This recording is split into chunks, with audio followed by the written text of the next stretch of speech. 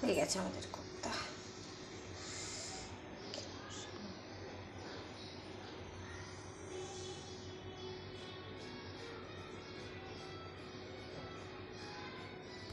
এখানটায় আমি দুটো কাঁচকলা নিয়েছি, কাঁচকলা দুটো প্রেশার কুকারে সেদ্ধ দেবো, শুধু এইটুকুন ডাঁটি কেটে দেবো, গোটা গোটা কাঁচকলা সেদ্ধ দেবো। আর এই রসুনটা ছাড়িয়ে নেবো, কারণ কাঁচকলার খোসাগুলো আজকে বাটা করব, আর কাঁচকলার ভেতরেরগুলো পরে আমি কোপ্তা বানিয়ে নেবো। যদি কেটে দিই মাঝখান দিয়ে কাঁচকলাগুলো কালো হয়ে যাবে, তাই জন্য গোটা কাঁচকলা সেদ্ধ দেবো। প্রেশার কুকারে 4-5টা সিটি দেবো, তারপরে হয়ে যাবে। এখানটায় আমি নিয়েছি মাঝারি সাইজের দুটো পেঁয়াজ, একটা গোটা টমেটো আর একটা রসুন ছাড়িয়ে নিয়েছি। ছাড়িয়ে কড়াইতে তেল দিয়েছি, এবার এগুলো ভেজে নেব, হাফ ভাজা মতন ভেজে নেব। এখানটায় আমি দুটো কাঁচকলা সেদ্ধ করে নিয়েছি, কাঁচকলা দুটো একটু জল শুকিয়ে গেছিলো, কালো কালো হয়ে গেছে। তার সঙ্গে আমি একটা আলু সেদ্ধ করে নিয়েছি। এর মধ্যে দিয়ে দেবো একটুখানি পোস্ত, আজকে বানাবো কাঁচকলার কোপ্তা। আর একটু দেবো আদা ঘষে নিয়েছি, একটুখানি আদা ঘষে দেবো, একটু লঙ্কার গুঁড়ো দেবো, ছোট 1 চামচ কালো জিরে দেবো, আর পরিমাণ মতো নুন দেবো, দিয়ে ভালো করে মেখে নেবো। আমার পেঁয়াজ ভাজা হয়ে গেছে, পেঁয়াজ টমেটো, এর মধ্যে কিন্তু আমি 1 ইঞ্চি মতন আদাও দিয়ে দিয়েছি। ভাজা হয়ে গেছে, বন্ধ করে দিয়েছি গ্যাসটা। ঠান্ডা হয়ে গেলে আমি মিক্সিতে বেটে আনবো। কাঁচকলা আর আলু মেখে নিয়েছি, এর মধ্যে দিয়ে দেবো হাফ চামচের মতন বেসন, আর দিয়ে দেবো এর মধ্যে একটা ডিমটা দিলে নরম হবে, পঞ্চের মতন ফুলবে, পুরো ভেতর অবধি ঝোল ঢুকে যাবে। আর যারা নিরামিষ খায় তাদের ডিম দেওয়ার দরকার নেই।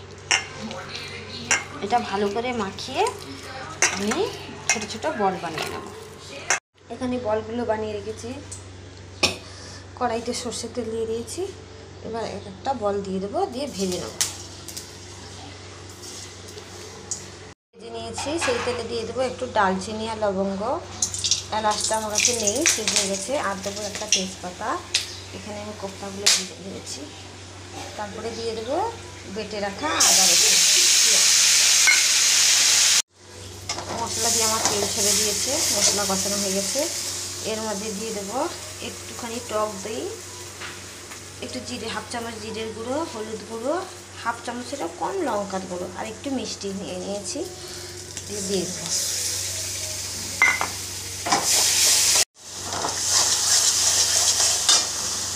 যখন পেঁয়াজ আদা রসুন বাটা দেওয়া হবে, তখন ওর মধ্যে একটু নুন দিয়ে দিলে মশলাটা একটু কম ছিটকে। এই যে বড়াগুলো বানিয়েছিলাম, পোস্তগুলো পুরো সাদা সাদা হয়ে দেখা যাচ্ছে। এবার বড়াগুলো দিয়ে দেবো। পোস্তগুলো দিলে যখন খাওয়া হবে তখন মুচমুচে লাগে, তো ভালো লাগে। পোস্ত দানা দানা মুখে লাগবে, ভালো লাগে। আমি একটু মিষ্টি মিষ্টি বানাচ্ছি।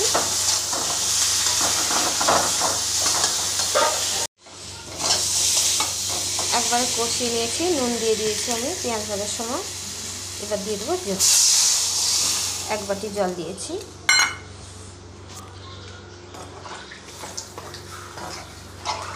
একে 10 মিনিট ফোটার জন্য রেখে দেবো।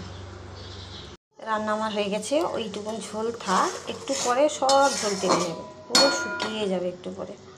আর আমি যে এখানে কস্তুরি মেথি বানিয়ে রেখেছিলাম, ওই কস্তুরি মেথি এর মধ্যে একটু দিয়ে দেবো গুঁড়ো করে।